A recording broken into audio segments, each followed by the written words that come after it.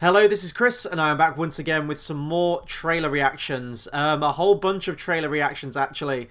As everyone knows, it was the Super Bowl last night, which I'm not going to go into. I don't know who won. I don't know who was competing. I don't know sports at all. I'm really just here for the TV spots, the trailers, and the movies, and that's what we're going to talk about today. We're going to kick off with Jurassic World 2 Fallen Kingdom, or just Jurassic World Fallen Kingdom official trailer 2. I actually did a reaction to the first trailer that came out for this thing. I think it was a couple of months ago now, and I guess I'm going to spoil that trailer reaction, but I didn't like it. And I actually didn't like the first Jurassic World movie. I've talked about that before. We've done a review actually on all the previous 4 Jurassic Park movies. So if you go through our channel, search up Jurassic Park, you can find our reviews for all of those movies.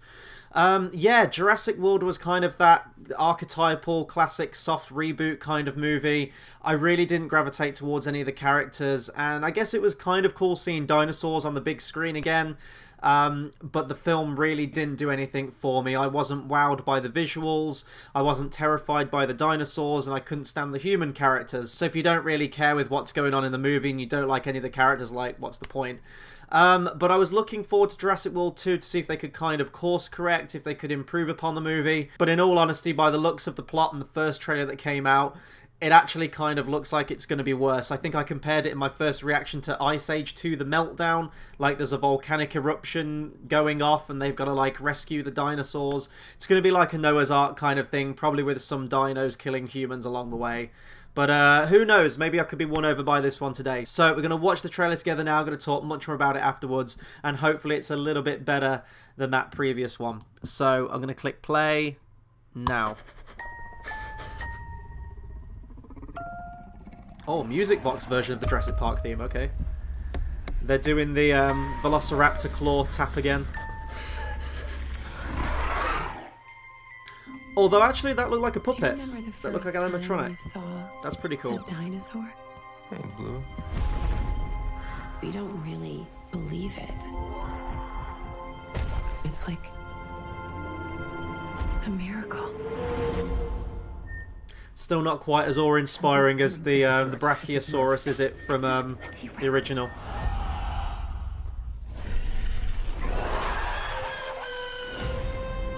Blue, come with me. You know you can't stay here. Jurassic World, the island. It just looks so over the top. Easy, girl. All of that is in the past. Like, even for the context of a Jurassic Park movie. Am I dead? Not yet, kid. I want to show you the future. That was kind of cool. What is that thing? They made it. Blue.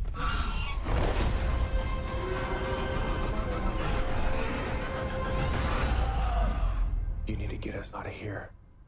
Cool. It was like a Terry Tate tackle, office linebacker, if anyone remembers that video. Okay, so it looks like they're kind of going the route of the previous one. Like, I thought the whole plot was going to be the volcanic eruption, but that might actually be the third act. I thought that was going to be the catalyst as to what gets them to the island. But, like, does a volcanic eruption just, like, stop? That's, in terms of, like, an action set piece, that seems like it's going to be pretty much like your end game thing. Like, maybe they know that this volcano is going to go off and that's your ticking clock. That's, most blockbusters have a ticking clock. Like, that's going to be your end goal. We've got to get all the dinosaurs off and there's going to be that one rogue dinosaur. But the little girl in this trailer says, like, they created it, or, like, they created something else. Now, in the previous one, it was the Indominus Rex, which I guess was an okay bad guy. I mean, if you go through, like, the logical progression of the Jurassic Park films, you had a T-Rex who was kind of your big bad in the first one, maybe with the Velociraptors, but it was, the T-Rex was the main poster child of that movie. The second movie, you had multiple T-Rexes because you've got to go bigger. The third one was the Spinosaurus. They introduced this new dinosaur that's even more powerful than the T-Rex. It's a force to be reckoned with. And then the fourth one, they did that again, like a brand new genetically designed dinosaur, the Indominus Rex, that was like sentient and stuff, and it knew that it had like a tracker inbuilt into it and all kinds of weird stuff like that. By the looks of the new dinosaur in this one, I'm wondering if they're gonna have blended a T-Rex with a Velociraptor. Like, they're the two most favourite dinosaurs in the Jurassic Park. They're the two most ferocious ones that we've seen in the Jurassic Park movies, not counting the Spinosaurus. So I'm wondering if they've, merged that. Maybe there's a bunch of them. Maybe it's going to be like a pack hunter like the Velociraptor, or maybe it's going to be like a one-man kind of thing like the T-Rex, but it's going to have like the super intelligence of a Velociraptor. But in that case, it kind of sounds like the Indominus Rex, and it doesn't seem that different or imposing or anything like that. There was some cool shots of it though, like that bit in the trailer where it almost gets him. That looks really cool. And like, as I said at the beginning, like, I don't know if that's going to be a dream sequence or something, because it seems very, very strange where you've got like the Velociraptor or whatever it is, like looming over the child's bed. It looked like an animatronic head, and that was one of my biggest criticisms of the first Jurassic World, in that even like close-up shots, and they still do it in this one a little bit, but even the close-up shots of the dinosaurs, they were CGI, and it's like, I could talk at nauseum about the blend of practical effects and CGI effects in the first Jurassic Park movie. Like they did build a giant T-Rex puppet, and it was only very, very few and far between shots that they did use digital effects, CGI, in that original Jurassic Park film, and it still holds up to this day. It's an absolutely seamless blend, and I'd like to see that practice used more for this movie still, but I guess it's just cheaper at this point now in movie making to do CGI, so I guess I can't get on my high horse about that. It's Chris Pratt being Star-Lord again. There's Bryce Dallas Howard being Bryce Dallas Howard. They're fine actors in like certain projects, but in this, like, I don't like the way the characters are written. Like, again, if you go back to the first movie, you had Sam Neill's character and Laura Dern, and they felt like real people. And by the end of the movie, the story arc that both of those characters go on is a really sweet one, until you get to Jurassic Park 3, and then it kind of all went south a little bit. I don't get that with the characters in Jurassic World, so I hope they flesh out the characters a little bit more in this one, make them slightly more likeable. But in terms of the trailer, the writing doesn't look like it's all changed that much, and so far from what I've seen of the story, it doesn't look that great.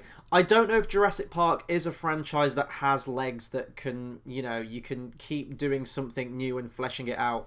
I am glad, however, they haven't gone down the route of the whole human-dinosaur crossbreeding thing that was originally going to be the plot of Jurassic World, and there's concept art out there. And based on the whole thing of Jurassic World, where I think the military get a hold of the dino DNA, I've only seen the movie once, I can't remember. I know that, like, the doctor gets, like, the briefcase or something and takes it away to the military. I really thought they were going to go with that direction for this movie. Looks like they haven't. They've kept it strict back to the dinosaurs. But it's the modern age of movie making and modern age of blockbusters where you throw all this digital crap on the screen that's larger than life. I mean, CGI, you can do anything now. Anything that's in your imagination you can do, which can be bad. Limitations on films are sometimes very, very good, can make you think, like, make something a bit more simpler and more effective. Sometimes less is more in that regard. So when you've got shots of, like, that little glass spheropod thing, and it's, like, all CGI, and it, like, launches off a cliff into the water, and you've got dinosaurs falling off the cliff, and there's a volcano in the background, and they're drowning, and it's too much. It's too much. It takes you away from the moment. It takes you away from the realism of the peril of the characters. The first Jurassic Park film, you know that dinosaurs aren't going to be walking around on the planet nowadays. That's not what I mean in terms of suspending your disbelief. But, when those kids are in the wreckage of the car and the T-Rex is, like, pushing them into the mud and crushing that car, you believe that those kids could die. You believe the peril that they're in. When they're in the kitchen, when they're, like, escaping down the skeleton of the dinosaur at the end, you believe at any point any one of those characters could die or get picked off. And that's what I kind of think is lacking in not just Jurassic Park movies, but most movies nowadays, is that ability to get invested in the moment of the characters and feel genuine tension. And I guess that's where I'm going to end this reaction, in that I hope that this film, when it comes out, does have a high level of tension. It can still be an absolute fun popcorn movie. I'm not saying it can't, but, just a little bit more... I'm going to end this on a pun. I was going to say a little bit more bite to it. You know what I mean? I'm rambling at this point anyway, and I don't want this to be a rant, because I do want this to be a good film. Seeing dinosaurs on the big screen is always fun, and I hope that's the case with this one. But that'll do it for my reaction to Jurassic World Fallen Kingdom official trailer 2. Be sure to comment, subscribe, let me know what you thought of this trailer. Are you looking forward to this film? What did you think of Jurassic World? What's your favourite Jurassic Park movie? Anything Jurassic Park or Jurassic World related, please do drop me a comment. As I said at the beginning of this video, you're probably going to see a whole lot of these videos go up around the same time. I'm working my way through all the Super Bowl trailers. I actually have a bunch of trailers that I still need to backdate from a good few weeks ago at this point.